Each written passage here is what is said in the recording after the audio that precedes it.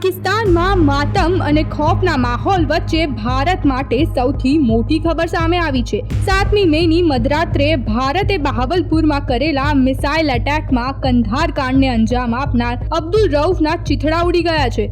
આ એ જ અબ્દુલ રઉફ હતો જે 24 ડિસેમ્બર 1999ના દિવસે ભારતનું એર ઇન્ડિયા પ્લેન હાઈજેક કરી અફઘાનિસ્તાન લઈ ગયો અને બાદમાં તિહાડમાં બંધ પોતાના ભાઈ મસૂદ અઝહરને છોડવા માટે દબાણ બનાવ્યું। તત્કાલીન વાજપેયી સરકારે એર ઇન્ડિયાના મુસાફરોને બચાવવા મસૂદ અઝહરને છોડવો પડ્યો હતો, જે બાદ તેણે જૈશ-એ મોહમ્મદ સંગઠન સ્થાપી ભારત પર 26/11 સહિત અનેક આતંકી હુમલાઓ કરાવ્યા। જોકે કંધાર કાંડના 26 વર્ષ બાદ મસૂદ અઝહરના ઘરે ભારતની મિસાઇલ ત્રાટકી મસૂદ અઝહરના 10થી વધુ પરિવારજનો મોતને ભેટ્યા। સમયનું ચક્ર પૂર્ણ થયું। ભારતની મિસાઇલોએ નિર્દોષોના એક ટીપા લોહીનો હિસાબ લઈ નાખ્યો। જુગ જુગ જીઓ ઇન્ડિયન આર્મી। ભારત માતા કી જય।